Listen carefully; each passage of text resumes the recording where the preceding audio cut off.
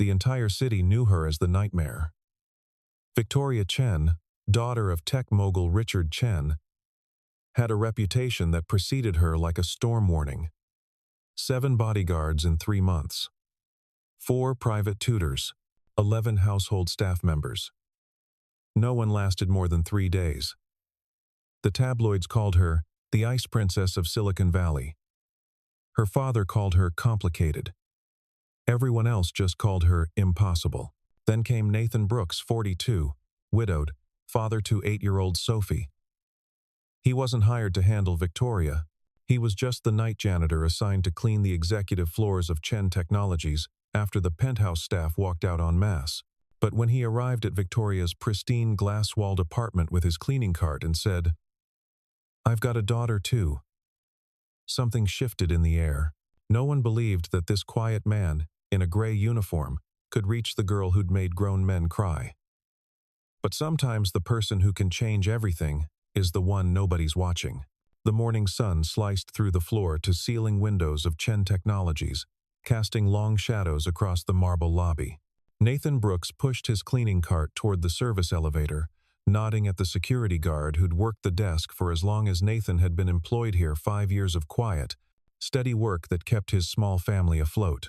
"Rough night up there," the guard muttered, jerking his thumb toward the ceiling. "Heard 3 more quit yesterday." She threw a laptop at someone. Nathan didn't respond. He'd learned early that, in buildings like this, the less you said, the better.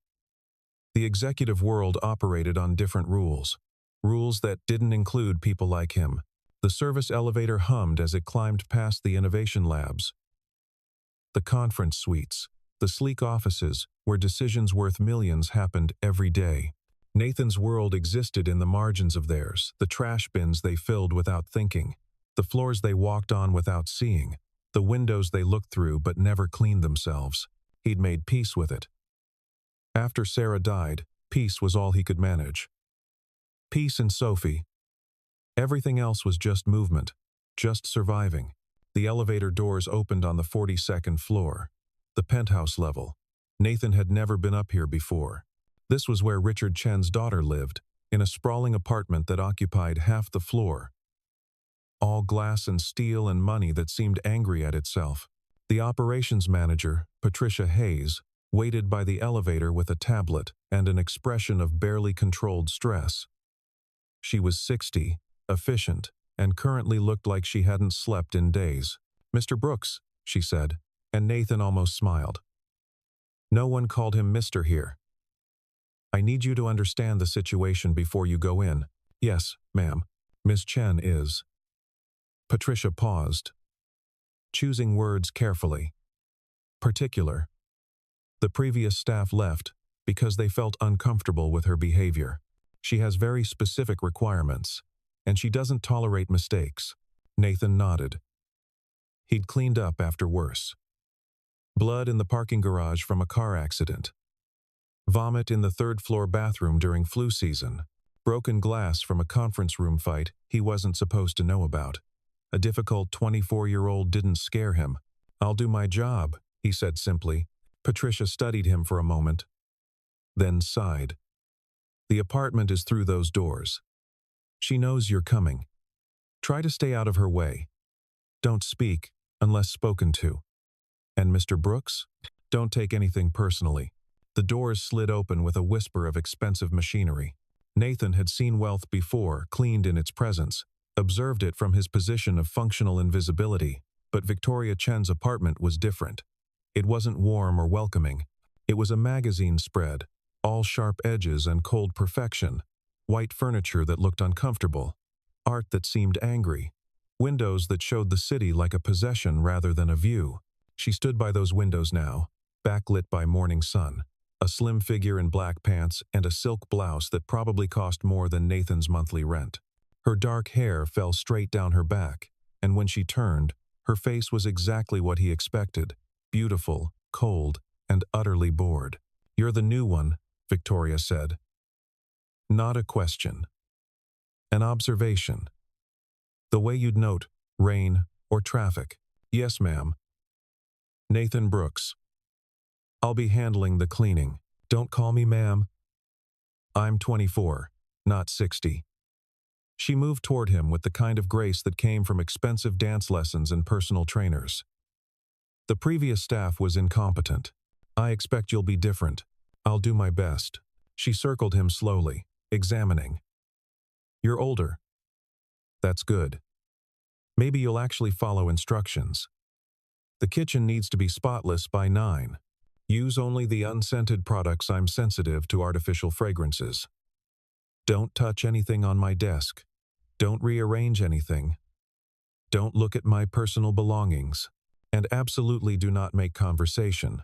Nathan met her eyes. They were dark, sharp, and underneath all that frost, there was something else. Something familiar. Understood, he said. We'll see.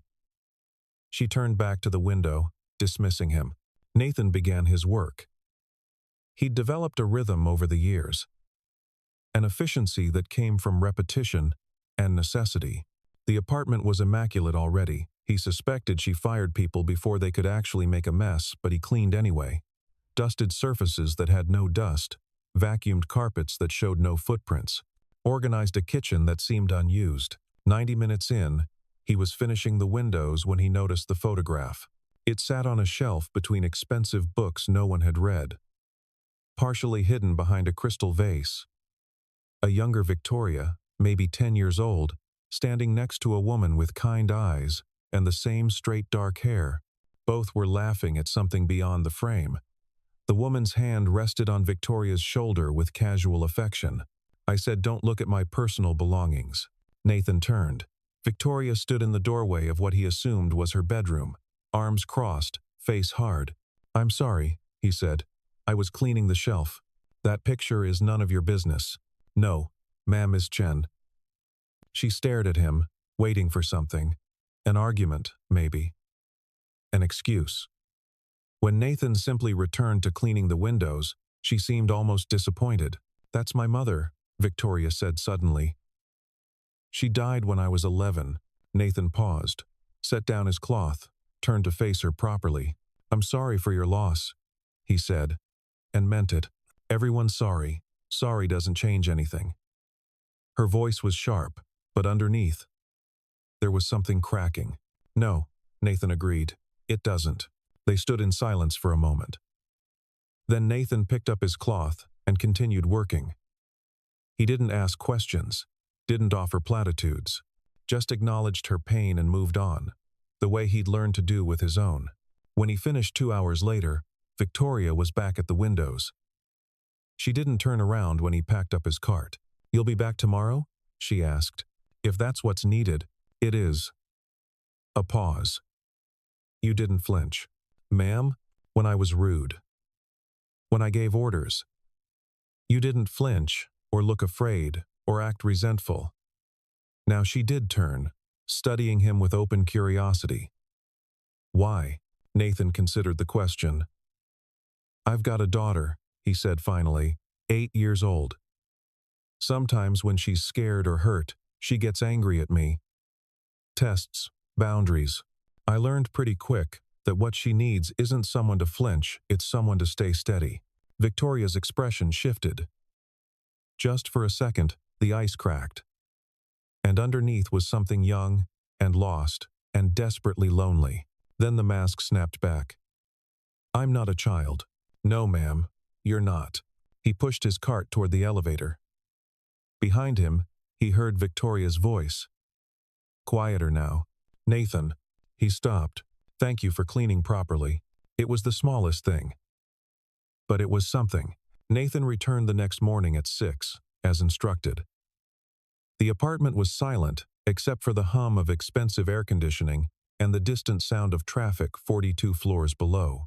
He let himself in with the key card Patricia had given him, expecting to work alone. Victoria sat at the kitchen island in pajamas, staring at a cold cup of coffee. You're early, she said without looking up.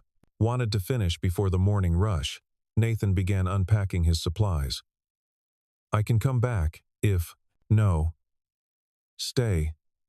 She finally looked at him. Without makeup, with her hair pulled back messily. She looked younger, tired. Do you always arrive this early? Most days. My daughter gets on the school bus at 7:30. Gives me time to work before she's up. What's her name? Sophie. That's a nice name.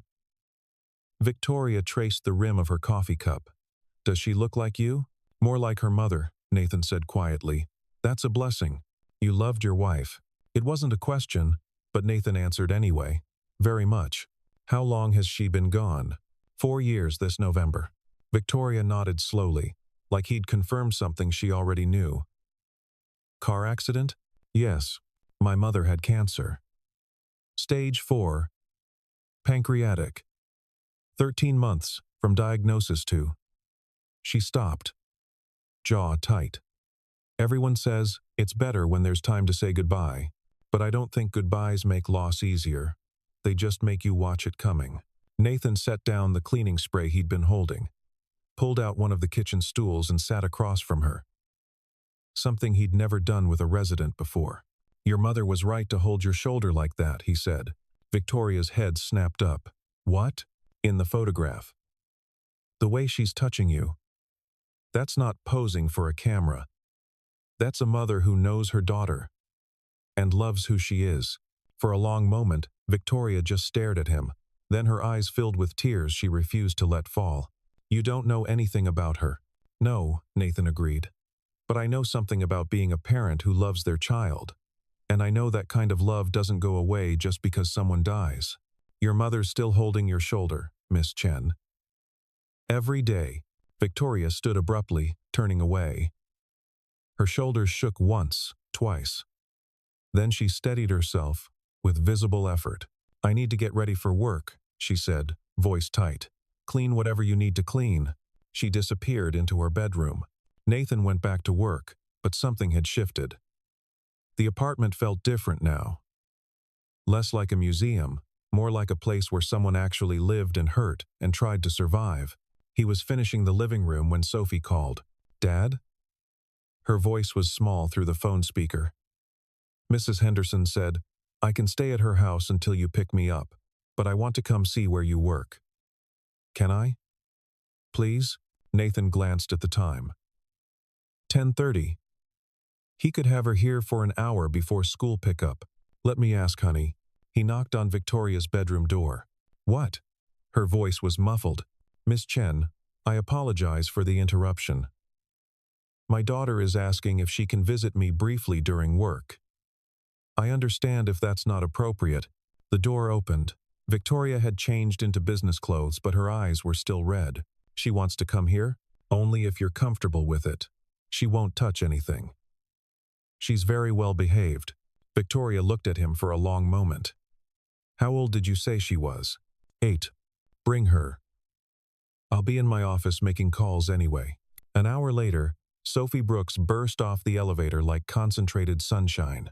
She wore her favorite purple dress and had clearly convinced Mrs. Henderson to do her hair in 2 braids instead of the usual ponytail. Dad, she crashed into Nathan's legs with the force of pure joy. This place is so tall, we could see everything in the elevator, and the security man let me press all the buttons and, oh, she'd spotted Victoria, who'd emerged from her office at the commotion. Sophie's eyes went wide. You're so pretty, she breathed. Like a princess. But sad. Are you sad? Nathan moved to apologize, but Victoria surprised him. She knelt down to Sophie's level, studying the little girl with something like wonder. I am sad sometimes, Victoria said quietly. Is that okay? Sophie considered this seriously. My dad is sad sometimes too, about Mom. But he says it's okay to be sad. Because it means we loved someone a lot.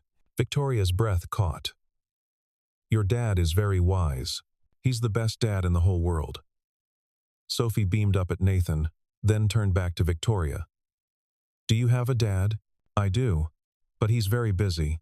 Too busy for you? Sophie's face scrunched in confusion.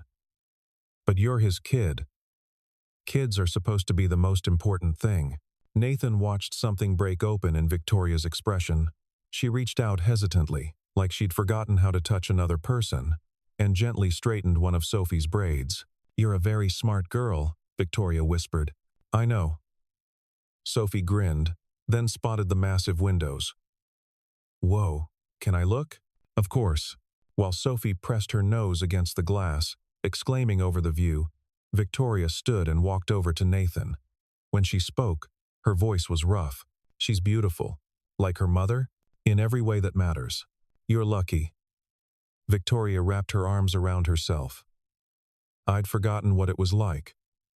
To be that young and just say exactly what you're thinking. No filters. No games. She keeps me honest," Nathan said. "Whenever I want to hide from the world, she reminds me there's still good in it." Victoria watched Sophie point out buildings and clouds and birds to absolutely no one, just sharing her joy with the air itself. "I used to be like that," she said. "Before my mother died. Before I learned that people leave. Before I figured out that the only way to protect yourself is to make sure no one gets close enough to hurt you. That's not protection," Nathan said gently. "That's just a different kind of hurt." Victoria turned to look at him, eyes searching. "How do you do it? How do you stay open after losing someone?" "I don't always," Nathan admitted. "Some days I'm so closed off Sophie has to work hard to get me to smile. But she does it anyway. She loves me anyway. And slowly, I'm learning that love is worth the risk of loss. Every single time." Before Victoria could respond, Sophie bounced back over. "Miss Victoria, do you like stories?" "Because my dad tells the best bedtime stories. He makes up voices and everything." Victoria smiled, really smiled for the first time since Nathan had met her. "I used to love stories. My mother would read to me every night." "What was your favorite?" "The Velveteen Rabbit." "Do you know it?" Sophie shook her head, and Victoria's smile grew. "It's about a toy rabbit who wants to become real. And a wise old horse tells him that real isn't about how you're made. It's about being loved so much that all your flaws and worn patches become the most beautiful things about you." She wasn't looking at Sophie anymore. She was looking at Nathan. "That's a good story," Sophie declared. "You should come to our house sometime, and we can read it together. Dad makes really good spaghetti, and we always have extra." "Sophie," Nathan started, but Victoria cut him off. "I'd like that," she said softly. "Very much." Over the next 2 weeks, something impossible happened. Victoria Chen began to change. It started small. She stopped making unreasonable demands of the staff who remained. Said please and thank you. Asked Patricia about her grandchildren. Learned the security guard's name Marcus and greeted him every morning. Nathan watched it all from his position of careful distance, continuing his cleaning work, while Victoria continued her transformation. She still had sharp edges, still carried herself with that protective frost, but now there were cracks of warmth showing through. She started timing her mornings to match Nathan's arrival, would sit at the kitchen island with her coffee while he cleaned, asking careful questions about Sophie's school projects, Nathan's day, small details of a life so different from her own. "Tell me something true," she said one morning. Nathan was wiping down the counters. "Ma'am, something true about your life. Not pleasant or optimistic, just true." He thought about deflecting. But Victoria had started sharing her own truths about her loneliness, her complicated grief, her father's emotional absence, and she deserved honesty in return. "Some nights I lie awake terrified," Nathan said quietly. "Terrified that I'm failing Sophie. That she needs more than I can give her. That she'll grow up and resent me for all the things we couldn't afford. All the experiences she missed because her dad was just a janitor working double shifts." Victoria set down her coffee.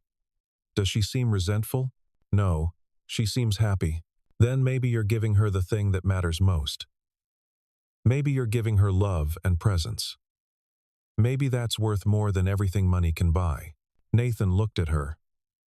"Is that what you wish you'd had?" "Every single day." The conversation was interrupted by Nathan's phone buzzing. He glanced at the screen and his expression shifted to worry. "I'm sorry, Miss Chen. I need to take this." "Of course." He stepped into the hallway. When he returned 5 minutes later, his face was tight with stress. "Everything okay?" Victoria asked. "Sophie's school called. She's sick, fever and stomach pain. I need to pick her up and take her to the doctor. But I'm scheduled here until 3. And he ran a hand through his hair. "I'm sorry. I'll make up the hours tomorrow." "Absolutely not." Victoria stood. "Go get your daughter. Right now." "Miss Chen, I can't just—" "Nathan." She looked him in the eyes. "Your daughter is sick. Nothing else matters. Go." He hesitated, torn between responsibility and panic. "I'll call Patricia," Victoria continued, already pulling out her phone. "I'll explain. There won't be any consequences. I promise." "Thank you," Nathan managed. "Thank you." He was halfway to the elevator when Victoria called out. "Nathan? Let me know how she is. Please." He nodded and disappeared. Victoria stood alone in her pristine apartment, feeling a strange tightness in her chest. Fear for a little girl she'd met once. Worry for a man who'd become more important than she wanted to admit. She picked up her phone and dialed her father for the first time in 3 months. "Victoria?" Richard Chen's voice was surprised. "Is something wrong?" "No. But I need you to do something for me." 6 hours later, Nathan sat in the urgent care waiting room, holding Sophie's hand while she dozed fitfully against his shoulder. The doctor had ruled out appendicitis, but wanted to monitor her fever. It was probably just a virus, but Nathan's heart wouldn't stop racing. His phone buzzed. A text from an unknown number. "This is Victoria. Patricia gave me your number. How is Sophie?" Nathan stared at the message, then typed back with one hand. "Fever. Stomach bug. Scary, but she'll be okay. Thank you for asking." The reply was immediate. "I'm glad. Take as much time as you need. Your job is secure. That means a lot." A pause. Then, "You told me once that Sophie reminds you there's still good in the world. You both remind me of that." "Thank you." Nathan felt something warm unfold in his chest. He looked down at Sophie's flushed face, then back at his phone. "Want to come over for spaghetti when she's better?"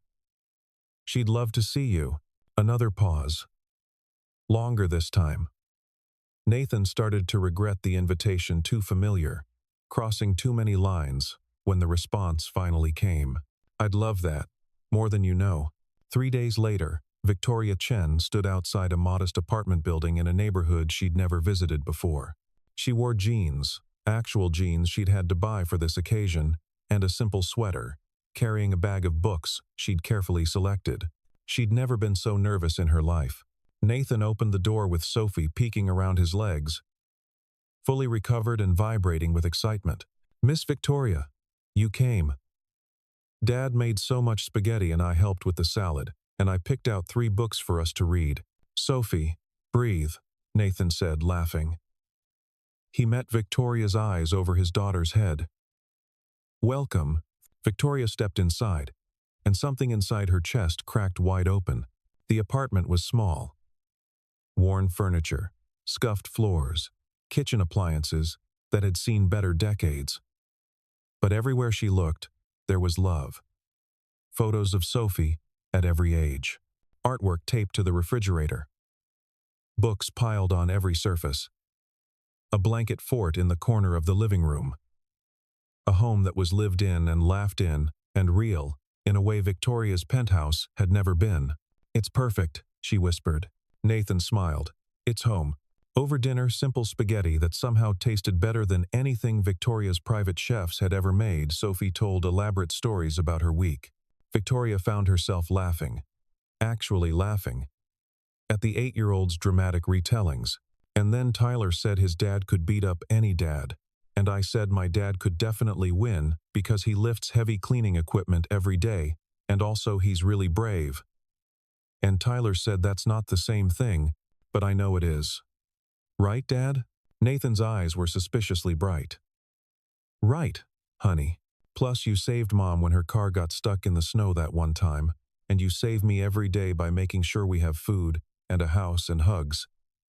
So you're basically a superhero. Victoria watched Nathan swallow hard, watched him pull Sophie into a fierce hug, and felt tears on her own cheeks. This was what she'd been missing her entire life. Not wealth, or status, or power. Just this. Just love. Uncomplicated and unconditional and utterly transformative. After dinner, Sophie insisted on showing Victoria her room, a small space made magical with glow-in-the-dark stars on the ceiling and a bookshelf Nathan had clearly built himself. "Dad says my mom picked out these stars before I was born," Sophie said, pointing up. "So she's always watching over me from the sky." Victoria knelt down beside the little girl. "That's beautiful. I think my mother watches over me too. Does it make you less sad, knowing she's watching?" "Sometimes. Other times, it makes me sadder. But mostly, it makes me want to be someone she'd be proud of." Sophie studied her with those wise 8-year-old eyes. "I think she's already proud of you. Moms always are." Victoria couldn't speak. She just nodded and let Sophie hug her. This little girl who'd known her for less than a month but somehow understood her better than people she'd known for years. When Sophie finally fell asleep, clutching one of the books Victoria had brought, Nathan walked Victoria out to the building's entrance. "Thank you for coming," he said. "It meant everything to her, to both of us. Thank you for inviting me. I haven't felt this real in 13 years. They stood in comfortable silence. The city sounded soft around them. "Nathan?" Victoria's voice was small. "Can I ask you something?" "Of course. Do you think people can change? Really change? Not just temporarily, but fundamentally?" Nathan looked at her, seeing past the expensive clothes and careful makeup to the lost girl underneath. "I think people can heal," he said. "And healing changes us. Makes us softer in some ways, stronger in others. It doesn't erase who we were, but it lets us become who we're meant to be." "I want to heal," Victoria whispered. "I'm so tired of being cold." "You're not cold, Victoria. You're just scared. But scared isn't forever." She stepped closer, and for a moment Nathan thought she might hug him. Instead, she just took his hand and squeezed it. "Thank you," she said. "For seeing me. For not giving up. For staying steady. Thank you for letting me." As Victoria walked to her car, a deliberately understated sedan, instead of her usual luxury vehicle, she felt something unfamiliar. Hope. Real, fragile, terrifying hope that maybe she didn't have to spend the rest of her life alone. That maybe there was another way to be. Richard Chen discovered the truth on a Tuesday morning when he returned unexpectedly from a business trip to Shanghai. He'd been planning to surprise Victoria with breakfast. His assistant had mentioned that his daughter seemed different lately, happier, and Richard wanted to see if it was true. Wanted to maybe, finally, have a real conversation with the daughter he'd failed to know. He arrived at the penthouse at 7 a.m. and found Nathan Brooks in the kitchen, making coffee and laughing at something Victoria was saying. His daughter, his distant, difficult daughter, was sitting on the kitchen counter in casual clothes, feet swinging, looking younger and lighter than Richard had seen her in years. And she was looking at the janitor like he'd hung the moon. "Victoria." Richard's voice cut through the air like a blade. They both turned. Nathan's expression went carefully neutral. Victoria's went defiant. "Dad, you're back early." Clearly, Richard's gaze moved to Nathan. "You. Out. Now." "Dad," I said out. Richard's voice rose. "You're fired. Security will escort you from the building immediately. You'll receive 2 weeks severance and a non-disclosure agreement." Nathan carefully set down the coffee mug. "Mr. Chen, if I could explain." "There's nothing to explain. You've taken advantage of your position to—" "He hasn't done anything wrong." Victoria jumped off the counter, putting herself between her father and Nathan. "He's been kind to me. He's been present, which is more than I can say for you. Victoria, you don't understand how people like him operate." "People like him?" Victoria's voice was ice. "You mean good people? Honest people? People who show up and care about others without expecting anything in return?" Richard's face flushed. He's the help. You've confused kindness with something else. It's inappropriate, and it ends now. Mr. Chen, Nathan said quietly, I respect your concern for your daughter, but I haven't done anything inappropriate. Victoria has become a friend. That's all. You don't get to be her friend. You clean floors for a living. The words hung in the air, ugly and sharp. Nathan nodded slowly. You're right. I do. I clean floors and I raise my daughter, and I try to be decent to people. If that's not good enough for you, I understand. He looked at Victoria, eyes soft. Thank you for the coffee. And the conversations. They meant more than you know. Nathan, don't. Victoria's voice cracked. It's okay. He squeezed her hand once, quickly, then walked toward the elevator. As the doors closed, Victoria turned on her father with fury in her eyes. Do you have any idea what you just did? I protected you from a man who what? Treated me like a human being, listened to me, made me feel less alone for the first time since Mom died. Tears streamed down Victoria's face. That man has more integrity in his little finger than most people have in their entire body. He lost his wife and he's raising his daughter alone, and he works constantly to give her a good life, and he still found time to be kind to me when no one else could. Victoria, I'm 24 years old, Dad. I've been running parts of your company for 2 years. I'm not a child, and I'm done letting you control my life because you're too scared to actually be part of it. She grabbed her keys and headed for the door. Where are you going? To fix what you broke. Victoria found Nathan in the parking garage, loading his cleaning cart into his old truck. His movements were slow, deliberate, like he was trying to hold himself together. Nathan, wait. He turned, surprised. Victoria, you shouldn't be here. Your father? My father is wrong. About everything. She stopped a few feet away, breathing hard. Don't let him fire you. I'll talk to Patricia. I'll make this right. It's okay. Nathan's smile was sad. Maybe this is for the best. Maybe we crossed too many lines. No. Victoria's voice was fierce. We didn't cross lines. We built a bridge, and I'm not letting my father burn it down because he's scared and proud and can't see what's right in front of him. What's right in front of him? That I was dying inside until you showed up. That I was cold and angry and so lonely I couldn't breathe. That you and Sophie gave me something to hope for again. She stepped closer. I'm not letting you go without a fight. Victoria, I love you. The words fell between them like stones into still water. Nathan stared at her. What? I love you, Victoria repeated, voice shaking. Not because you're my janitor or my friend or anything simple like that. I love you because you're good. Because you stayed steady when I was chaos. Because you taught me that strength isn't about being invulnerable, it's about being brave enough to be soft. Victoria, I'm 42. I have a child. I work 3 jobs to make ends meet. I can't give you the life you're used to.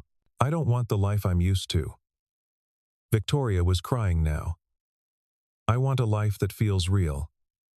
I want spaghetti dinners and laughter, and someone who sees me. I want what you and Sophie have. I want to be part of that light, instead of standing outside it freezing. Nathan closed the distance between them and cupped her face in his hands. You're already part of it. You have been since the moment you let Sophie hug you. But Victoria, if we do this, if we really try, the world is going to be cruel. People are going to say, I'm using you. That you're confused. That this is impossible. Let them say it.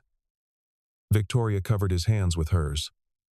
I've spent 13 years caring what people think. I'm done. All I care about is this. Is us. Your father will make my life hell. Then I'll make his worse. Nathan laughed despite everything, and then he was kissing her, soft and careful and real, in a parking garage that smelled like oil and old concrete and new beginnings. When they pulled apart, Victoria was smiling through her tears. So what now? She asked. Now I go pick up Sophie from school. And you go have a very difficult conversation with your father. And then Then we figure it out. Together. The conversation with Richard Chen was brutal. He threatened. Victoria stood firm. He said she was throwing away her future. She said she was finally claiming it. He played the grief card her mother would be ashamed. Victoria looked him in the eyes and said, "Mom would be proud I chose love." It was the first time she'd mentioned her mother to him in 10 years. Richard Chen broke. Not completely, not overnight. But enough to listen when Victoria told him about the past 3 months. About how Nathan had seen her pain. About how Sophie had reminded her what joy looked like. About how she'd been slowly dying in her perfect penthouse until 2 people she'd initially dismissed as irrelevant had given her a reason to live. "I don't understand," Richard said finally, looking older than Victoria had ever seen him. "How did I miss it? How did I not see you were hurting?" "Because you weren't looking, Dad. You haven't looked at me, really looked since Mom died." The truth sat between them, heavy and undeniable. "I didn't know how," Richard admitted. "She was always the one who knew how to connect. Without her, I just threw myself into work, into building an empire. I thought if I made you successful enough, wealthy enough, that would be enough. I never needed an empire. I needed a father." Richard closed his eyes. When he opened them, they were wet. Can I try now? Is it too late?" Victoria thought about Nathan. About second chances and healing, and the courage it takes to stay soft. "It's not too late," she said quietly. "But you have to actually try. You have to show up. And Dad, you have to accept Nathan and Sophie. Because they're part of my life now. They're part of who I'm becoming. The janitor Nathan, he makes you happy? Yes. And this isn't rebellion. Isn't you trying to hurt me? This is me trying to save myself." Richard nodded slowly. "Then I'll try. I'll really try." It was a start. The next 6 months were complicated, messy, and beautiful. Richard Chen surprised everyone by not just accepting Nathan and Victoria's relationship, but actively supporting it. He reinstated Nathan immediately this time as facilities operations manager, overseeing all maintenance staff with a salary that made Nathan's eyes water. "I'm not taking charity," Nathan said when Richard first offered. "It's not charity. It's recognizing that you have skills in managing people and operations that this company needs. Also, my daughter loves you, and I'm done being the villain in her story." Patricia Hayes, who'd been running Chen Technologies operations for 30 years, took Nathan under her wing, taught him the executive side of the business, introduced him to people who mattered. Within 3 months, Nathan had reorganized the entire facilities operation, improving efficiency by 30% and staff retention by 60%. "You know," Patricia told Victoria one afternoon, "your janitor is one of the best hires we've made in a decade." "He's not my janitor," Victoria said, smiling. "He's my partner." Sophie Brooks became a regular fixture in the Chen Technologies building. After school, she'd show up at Nathan's new office, do homework at the conference table, and charm everyone from the CEO to the security staff. She and Victoria developed a Tuesday tradition dinner at Victoria's penthouse, followed by reading whatever book Sophie had discovered that week. Victoria found herself transformed by the little girl's presence. Learned to see the world through eyes that found magic in ordinary things. Remembered what it felt like to be young and unguarded and full of possibility. "You're really good with her," Nathan said one evening, watching Victoria help Sophie build an elaborate blanket fort. "She's teaching me how to be human again," Victoria replied. "How to play. How to laugh without it feeling like I'm betraying something. Your mother would love her." "She would." Victoria's eyes filled, but this time it was sweet grief instead of bitter. "She'd love you too. She always said I needed someone who'd challenge me to be better while loving me exactly as I am. Is that what I do? Every single day." The relationship wasn't perfect. They fought about money. Victoria wanted to help financially. Nathan needed to maintain his independence. They fought about privacy. Reporters had discovered the story of the billionaire's daughter, and the janitor turned manager, turning their love into headlines. They fought about pace. Victoria wanted to rush forward into forever. Nathan wanted to move carefully for Sophie's sake. But they also laughed, explored, built something that felt solid and real and worth fighting for. Richard Chen, true to his word, worked at being a father. Started having weekly dinners with Victoria. Asked about her life. Listened when she talked about Nathan and Sophie. Slowly, painfully, he began rebuilding the relationship he'd let crumble 13 years ago. One evening, Victoria found him in his office staring at a photograph of his late wife. "I failed her," Richard said quietly. "She asked me to take care of you, to make sure you knew you were loved. And I couldn't do it. I was so broken by losing her that I forgot you'd lost her too." "Dad, let me finish." He turned to face her. "Nathan Brooks is a better man than I've been. He lost his wife, and he didn't shut down, didn't abandon his daughter emotionally. He stayed present, stayed loving. He's what I should have been. You're trying now. That matters. Does it? Can I ever make up for 13 years? Victoria thought about all the nights she'd cried alone. All the anger and coldness she'd built up as armor.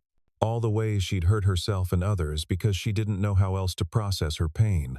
"You can't make up for it," she said honestly. "But you can make the future different. That's all any of us can do." Richard nodded, eyes bright. "Your young man, he makes you happy?" "So happy, Dad. Happier than I knew I could be." "Then he has my blessing. And my gratitude."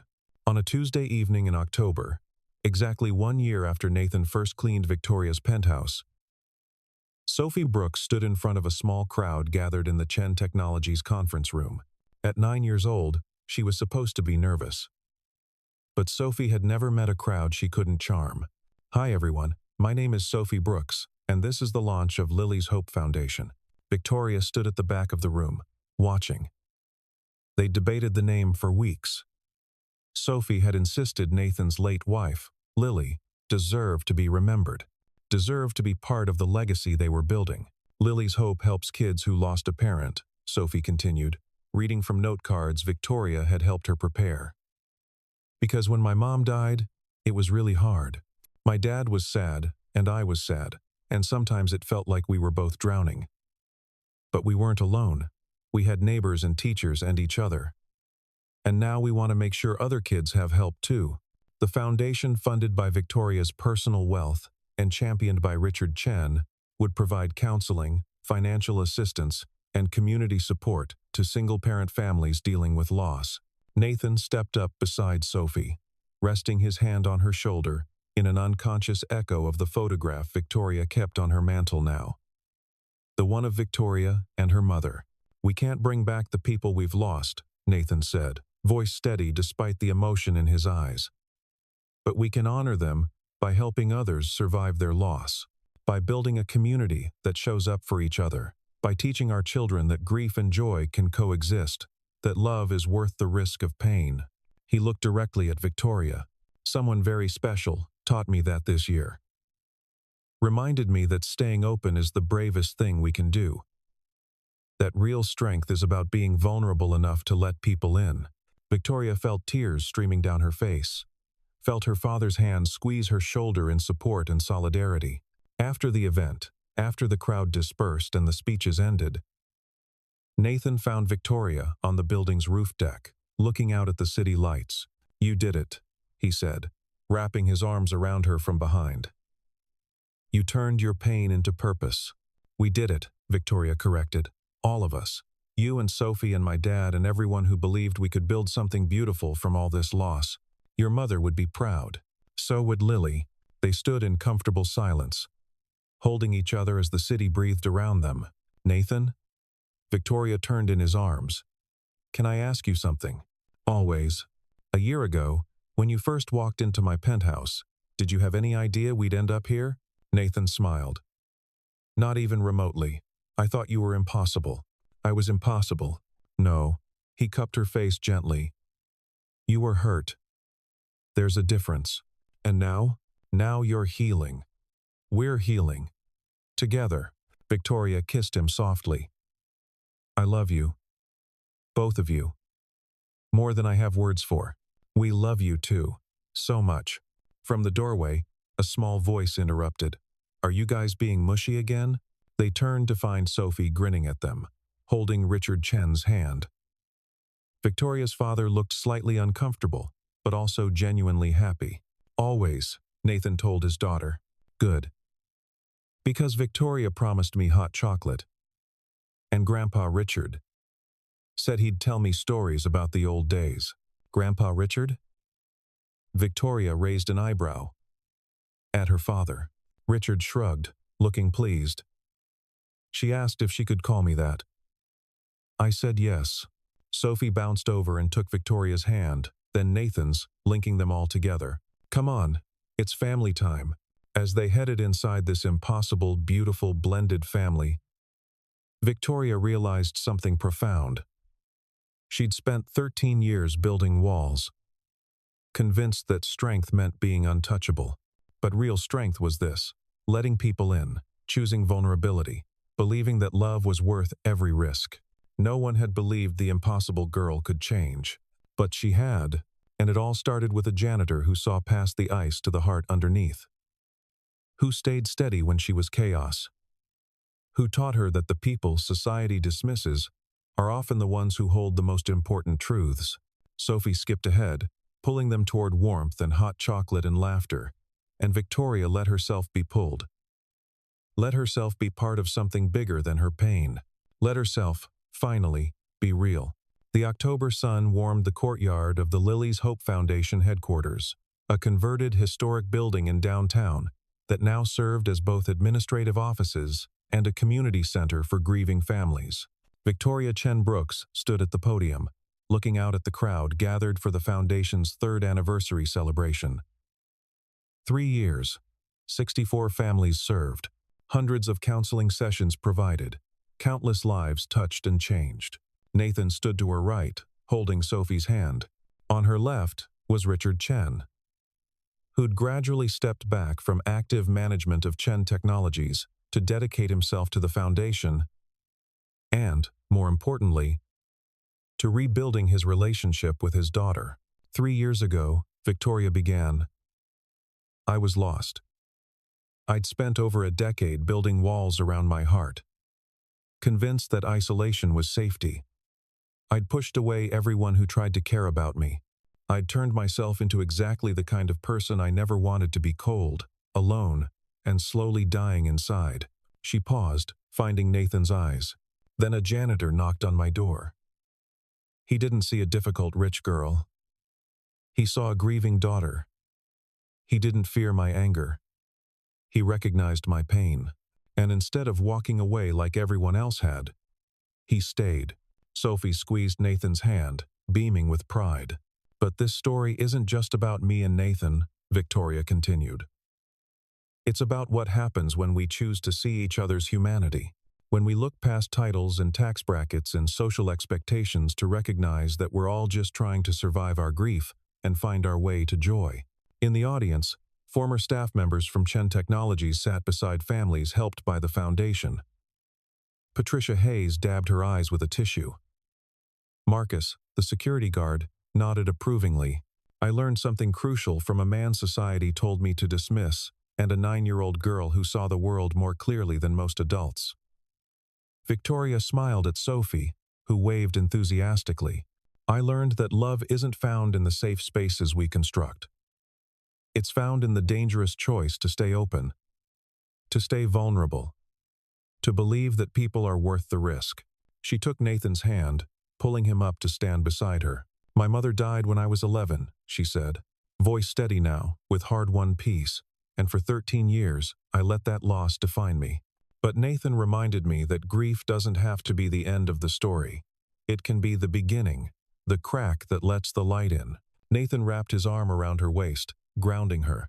"So to everyone here today, whether you're grieving, healing, or just trying to figure out how to keep going, please know this. You don't have to do it alone. Community isn't a luxury. It's survival. Connection isn't weakness. It's the bravest thing we can choose." She looked at her father, who nodded encouragement.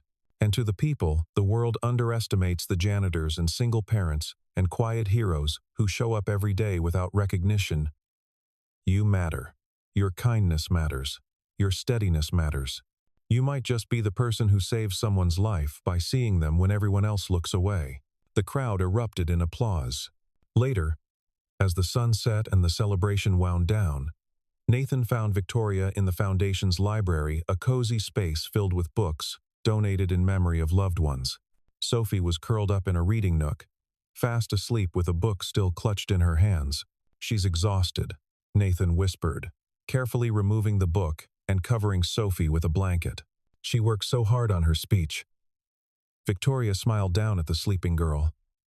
"She's remarkable, Nathan. You've raised someone truly special." "We've raised," Nathan corrected. "You've been her second mom for 3 years now. Don't diminish that." Victoria felt the familiar warmth that came with being included in this small, perfect family. "Do you ever regret it?" she asked quietly. "Falling for the impossible girl? Never." Nathan pulled her close. "Do you regret falling for the janitor? He wasn't just a janitor. He was a miracle in a gray uniform." They stood together, watching Sophie sleep, and Victoria marveled at how much had changed, how much she'd changed. The girl who couldn't handle anyone was now surrounded by people she loved, and who loved her back. The walls had come down, the ice had melted. "Ready to go home?" Nathan asked. Victoria thought about the question.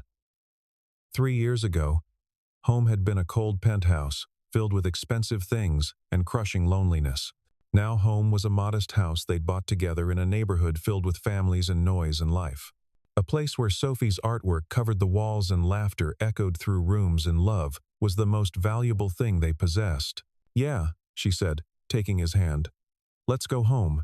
As they left the Foundation together, Nathan carrying a sleeping Sophie, Victoria carrying the blanket and Sophie's book bag, they passed the building's dedication plaque, Lily's Hope Foundation. In memory of Lily Brooks and Margaret Chen, for all those who dare to stay soft in a hard world, for all those who choose love despite loss, for all those who believe that impossible change begins with impossible kindness. Victoria read it for the 1,000th time and felt, as she always did, profoundly grateful. For the pain that had broken her open, for the man who'd seen her through it, for the little girl who'd taught her how to hope again, for the impossible becoming possible, one steady moment at a time. No one could handle the billionaire's daughter, until a single dad janitor did the impossible, not by handling her, but by helping her handle herself, by staying when everyone else ran, by believing she was worth the effort, by teaching her that the strongest walls are the ones we choose to tear down.